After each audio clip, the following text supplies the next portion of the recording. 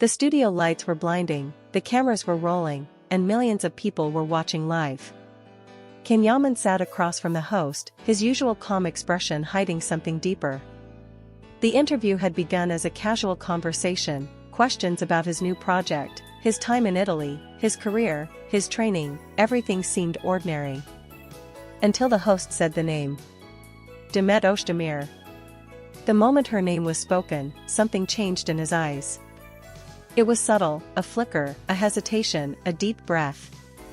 The audience noticed it instantly. The room, once filled with laughter, grew silent. The host smiled awkwardly. You know, fans still talk about the connection you two shared. The chemistry, the energy, it was unforgettable. Ken forced a polite smile, nodding slightly. Yes, we shared something beautiful on set. We worked very hard to make it real for the audience. But the host didn't stop there. Was it real only on screen, or did it go beyond? For a moment, Ken didn't speak. He looked down, his hand trembling slightly as he reached for his glass of water. The camera zoomed in.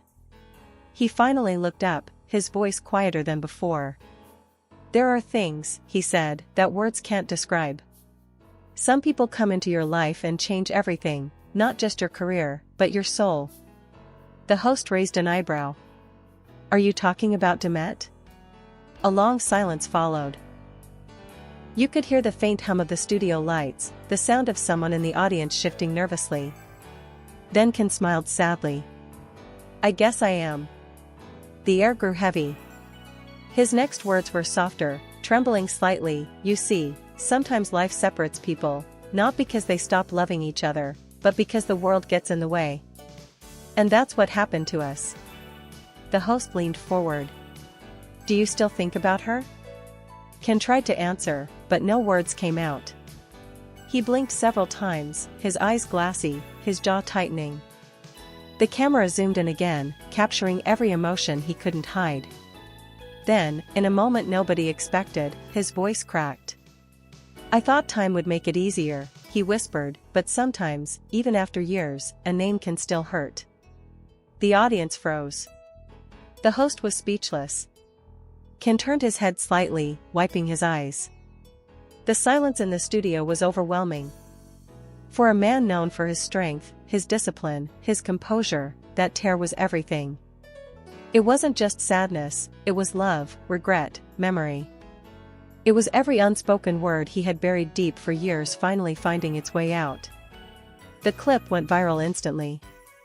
Within minutes, hashtags like #KenYamanCries and #DemetNCanForever flooded social media. Fans around the world began replaying that single, heartbreaking moment, the second when Yaman, the man who always seemed untouchable, finally broke. And behind the scenes, someone else was watching the same interview. Silently, her hands trembling, her heart racing. Demet Özdemir. Demet Özdemir hadn't planned to watch the interview. In fact, she had promised herself months ago that she would stop following anything about him, no gossip, no headlines, no interviews. But that night, something made her pause while scrolling through her phone. A clip was trending everywhere. Yaman cries for Demet live on camera.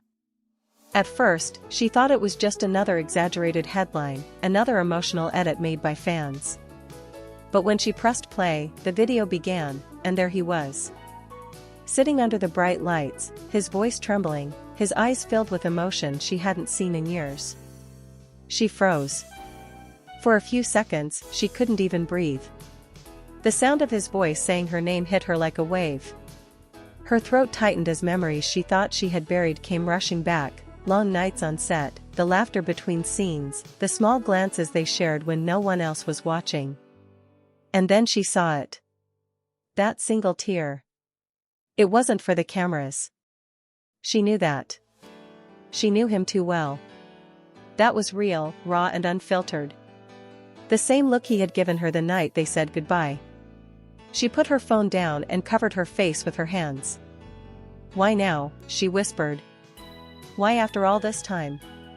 Her mind went back to their last real conversation, a quiet evening in his apartment, the city lights flickering outside. He had told her he needed space, that fame and rumors were suffocating them. She had tried to stay calm, but her heart had been breaking. "I don't want to lose you," she had said softly. He looked at her then, his expression full of pain. "You already have. Not because I stopped loving you, but because everything around us made it impossible to breathe." Those words had haunted her ever since. Now, years later, watching him struggle to hold back tears live on television, she realized that maybe he hadn't been lying. Maybe he had loved her, still did, somewhere deep down. Her phone started ringing again, her manager. She ignored it. Then another call, her best friend, Ashley. She finally answered. "Demet. Are you seeing what's happening? It's everywhere." I know," Demet interrupted softly. "I saw it. What are you going to do?" Demet didn't answer. She walked to the window, looking out at the quiet streets below. "Nothing," she finally said. "There's nothing left to say." But even as she said it, she knew it wasn't true. There were things left unsaid, things she had held inside for years. Things that could change everything if they ever came to light. As she stood there, the sound of the city outside fading, she whispered to herself, "You still make me cry, Ken, even now." And somewhere across the sea, in another city, he was saying her name, again. Not for the cameras, not for the fame, but because he still couldn't forget. The night after the interview, chaos erupted. Every TV channel in Turkey and Italy replayed the same clip. The moment Yaman's eyes filled with tears as he whispered Demet's name. Commentators dissected his expression frame by frame. Psychologists were invited to talk about hidden emotions, body language experts analyzed the trembling of his hand, and tabloids screamed, "He still loves her." Social media became a battlefield. Some fans celebrated the raw emotion, "Finally he shows his heart." While others accused the host of manipulating him. But underneath the noise, one truth stood clear: the world had just witnessed something genuine.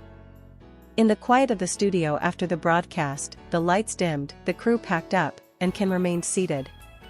The applause had faded, the cameras were off, yet he hadn't moved. His head was lowered, his breath uneven. His manager, Melis, approached carefully. "Ken, are you okay?" He didn't answer right away. When he finally spoke, his voice was hoarse. "I didn't mean to cry." Melis placed a hand on his shoulder.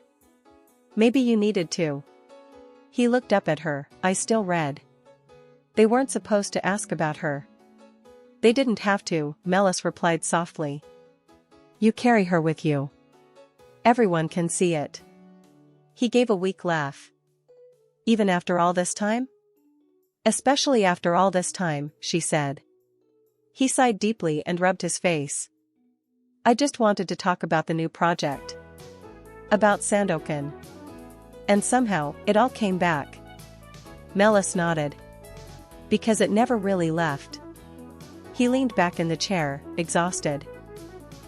For years he had built walls, discipline, distance, work. He had trained himself to keep feelings under control. But tonight, all of that collapsed under one simple name. "Do you think she saw it?" he asked quietly. "She saw it," Melis said. "The whole world did." For a moment, silence filled the room again. Then, almost as if talking to himself, he whispered, "She'll hate me for this." "No," Melis replied. "She'll understand." Meanwhile, back in Istanbul, TV reporters stood outside Demet's building, waiting for a statement. She refused to appear, but neighbors said they had seen her crying at her balcony. One headline read, "Demet in tears after Can's emotional breakdown." By morning, international news picked it up. Italian magazines ran covers with both of their photos under bold titles, "Un amore mai dimenticato," "A love never forgotten." Can's phone wouldn't stop buzzing. Notifications, calls, messages, friends, producers, even his mother. But there was one message he was waiting for. One that never came. He opened his private chat with Demet. The last message between them was years old, just 2 words, "Take care." He stared at the screen for a long time, then finally typed something. But before hitting send, he deleted it. Instead, he whispered aloud, "I'm sorry." Melis watched him from the doorway.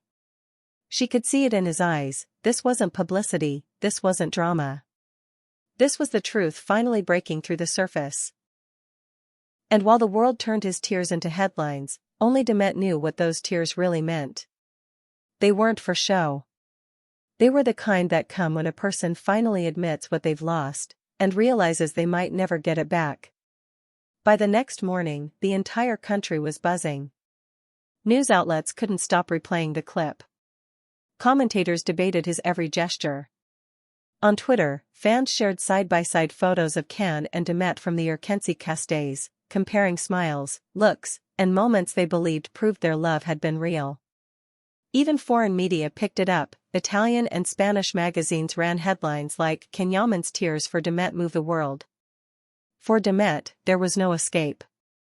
Every message notification, every vibration of her phone made her heart race.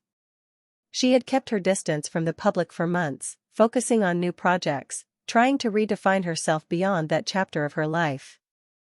Yet overnight, everything came rushing back. Her publicist called again. "Demet, the press wants your reaction. They're waiting outside your building." She pressed her fingers against her temples. "I'm not saying anything. Not now. But if you stay silent, they'll make their own version of the story." She closed her eyes.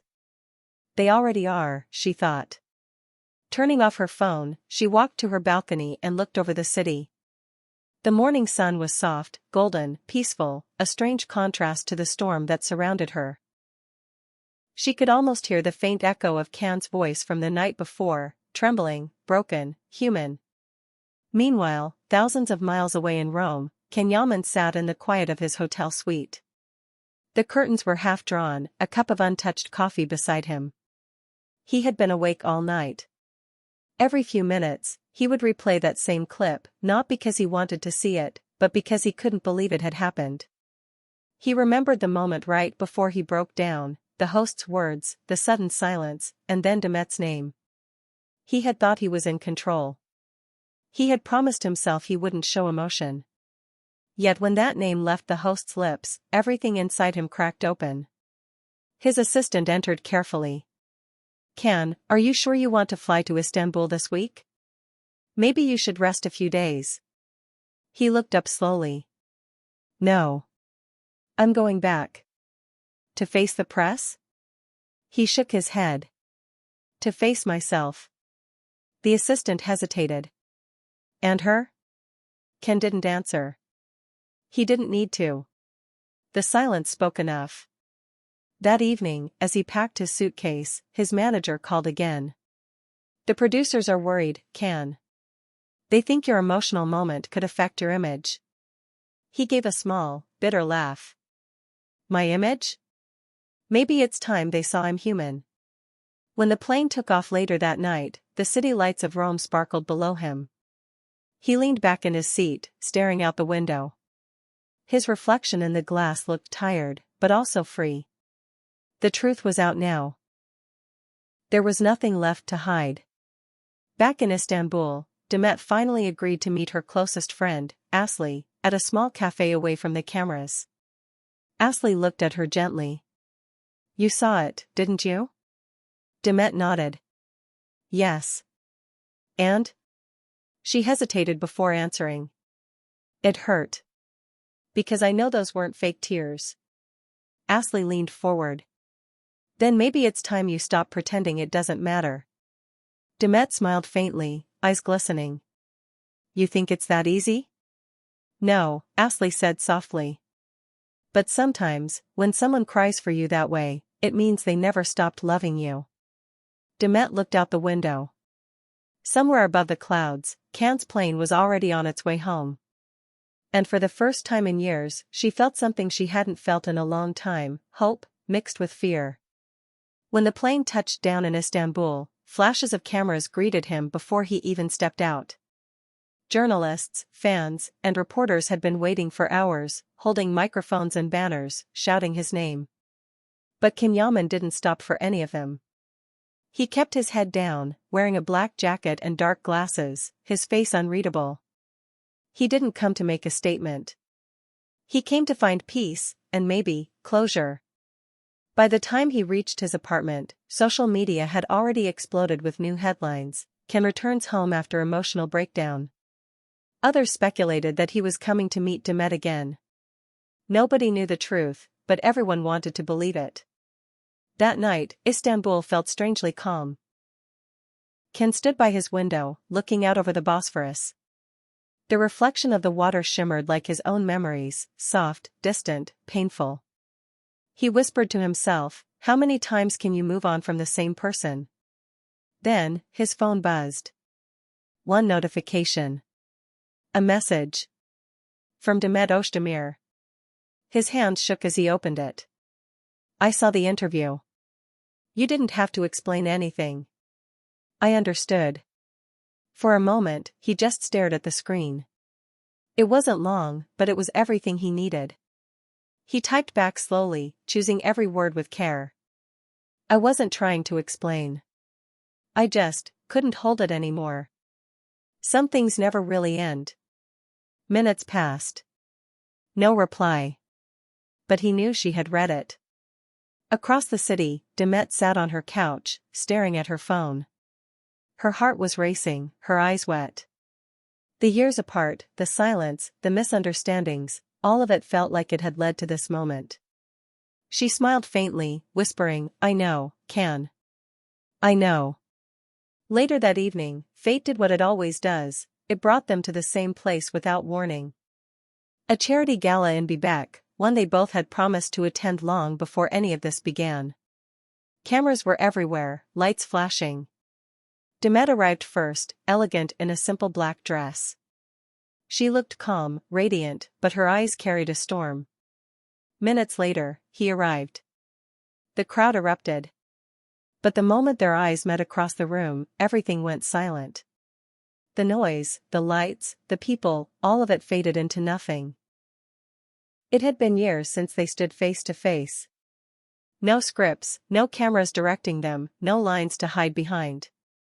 Just them, two people who had loved, lost, and never really stopped. He took a slow step toward her. She didn't move. Her heart was pounding, her throat dry. When he finally stood before her, he didn't speak right away. He just looked at her, the same way he had on that last day, when he'd walked away. Finally, in a quiet voice meant only for her, he said, "You saw me cry." She nodded softly. "Yes." He smiled, half in pain, half in relief. "Then you know it was real." Her eyes filled with tears. "It always was, Can." They didn't hug. They didn't kiss. They didn't need to. That one look was enough, it said everything words never could. Cameras flashed around them, but for once, neither cared. The world would turn it into another headline, another story to dissect. But they both knew what it really was, a moment of truth, raw and pure, between two people who had finally stopped hiding from their past. Hours later, the photos flooded the internet. Reunion after years. The look that said everything. Can and Demet, maybe some loves never die. And while the world continued to guess, only they knew the truth, that love doesn't always end with goodbye. Sometimes, it just changes shape, waiting patiently, quietly, for one final moment to show itself again. That night, as the city slept, Ken sat by his window once more. He replayed that silent look in his mind. Her eyes, her voice, the soft tremble in her smile. For the first time in years, he exhaled deeply and whispered to himself, "Now the world knows, but this time I don't care." And somewhere across the city, Demet whispered back into the quiet, "Neither do I."